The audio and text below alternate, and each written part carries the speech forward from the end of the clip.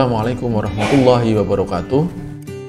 Bapak dan Ibu, teman-teman semuanya, kali ini kita masih membahas tafsir pajak dari Sharing Pajak M&Co. Kali ini kita masih ada di penghasilan yang bukan objek pajak. Di Undang-Undang BPH kita diatur di pasal 4 ayat 3. Ya, sampai hari ini masih banyak pertanyaan nih. Hari ini kita rekaman tanggal 13 Februari 2021. Masih banyak pertanyaan terkait dengan bagaimana perlakuan pajak atas dividen.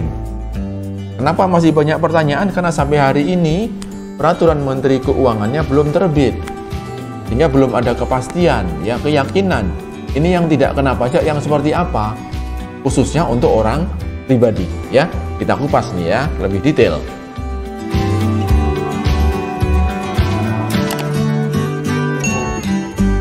Pasal 4 ayat 3 huruf F, Undang-Undang Pajak Penghasilan kita.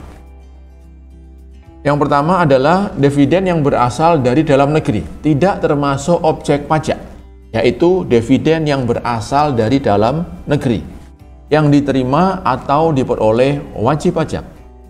Siapa wajib pajak penerima yang bukan objek pajak atas dividen yang diterima? Yang pertama adalah orang pribadi. Tapi di sini ada syaratnya.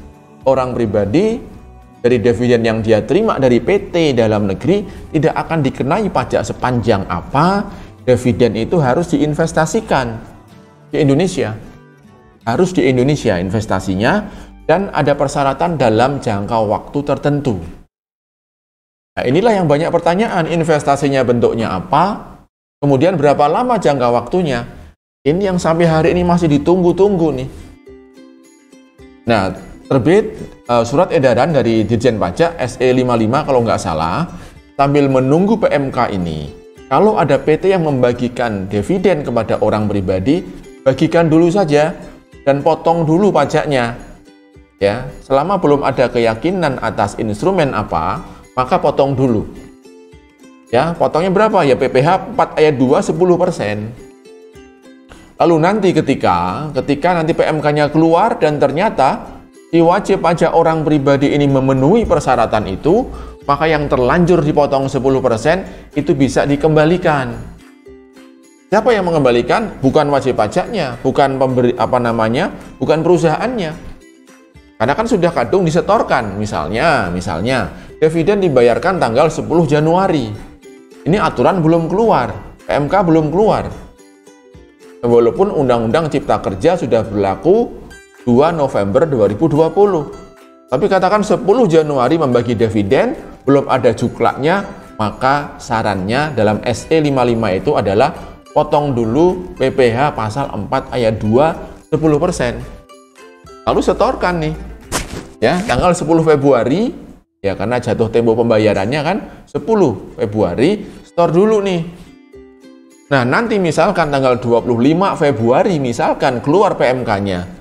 Dan si orang pribadi ini ternyata menginvestasikan sesuai dengan instrumen yang ditetapkan dalam PMK itu, maka si orang pribadi ini bisa mengajukan permohonan. Ya, apa permohonannya? Nanti bisa masuk ke permohonan pengembalian pajak yang tidak seharusnya terutang. Harusnya nggak terutang, kenapa harus dipotong? Dia bisa minta pengembalian. Ya, siapa yang bisa minta pengembalian adalah pihak yang dipotong pajaknya. Ya, itu solusinya sambil menunggu PMK. Ya, yang pertama ya orang pribadi. Yang kedua, bukan objek pajak. Kalau yang menerima dividen dari dalam negeri itu adalah wajib pajak badan. Badan secara keseluruhan. Bisa itu PT, bisa itu yayasan, bisa itu koperasi, ya, bisa itu firma misalnya. Kalau dia bisa investasi saham, ya, apapun bentuk badannya itu bukan objek pajak tanpa syarat. Beda dengan undang-undang yang lama, syaratnya ada nih.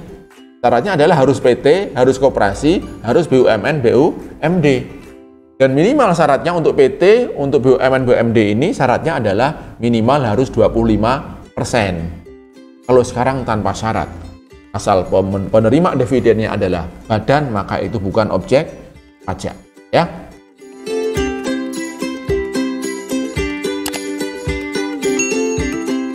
Nah, untuk memperjelas Ya, mengenai dividen yang diterima oleh orang pribadi dan badan ini, kita buat skema di sini ya. Kita buat bagan. PT ABC dimiliki oleh orang pribadi dan badan. Ya, kalau untuk badan, berapapun yang dia miliki saham di sana, dari 0% sampai 100%, maka undang-undang kita sudah memastikan bahwa ini bukan objek pajak. Kepastian hukum, ya. Beda dengan yang lama. Yang lama ada syaratnya harus minimal 25%, kecuali koperasi, ya. Nah, yang kedua nih, yang orang pribadi. Ada dua pilihan.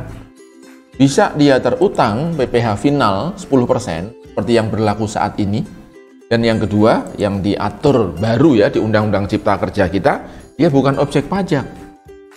Kalau dia nggak investasikan, nggak memenuhi syarat, ya 10%, selesai. Nah, yang kedua adalah kalau dia kemudian berikhtiar untuk biar tidak kena pajak, maka saya akan investasikan ini dividen. Nah, maka syaratnya adalah investasi itu harus di Indonesia dan dalam instrumen yang ditentukan oleh Menteri Keuangan. Yang sampai hari ini tanggal 13 Februari 2021 belum keluar, belum terbit. Tapi bocorannya adalah sekitar 12 instrumen investasi. Yang 8 kabarnya sama dengan waktu tax amnesty. Terus direpatriasi, diinvestasikan dalam bentuk instrumen-instrumen, ada 8 instrumen ya, diantaranya ada surat berharga negara, obligasi negara, obligasi BUMN misalnya. Kemudian obligasi di perusahaan swasta yang terawasi oleh OJK. Ya, kemudian investasi di instrumen investasi di bank persepsi ya, dan lain-lain ya. Ada 8 ditambah 4 lagi yang baru yang di luar tax amnesty. Tapi ya nanti kita tunggu saja PMK ini keluar, nanti kita lihat apakah 12 ataukah bertambah. Ditambah lagi dengan nanti aturan tentang jangka waktunya. Kalau di tax amnesty harus diinvestasikan 3 tahun. Dan nanti kita lihat nih PMK kita harus investasi berapa lama. Yang pasti kalau kita dapat dividen terus bangun kos-kosan itu nggak berlaku. Ya, investasi beli saham ya mungkin nggak berlaku juga di situ. Nah, saham bisa naik turun di situ. Ya. Oke, nanti kita tunggu ya pastinya ya peraturan Menteri Keuangan. Ya, baik, kita lanjutkan di lain kesempatan untuk dividen jenis yang lain yang diterima dari luar negeri. Ya, assalamualaikum warahmatullahi wabarakatuh.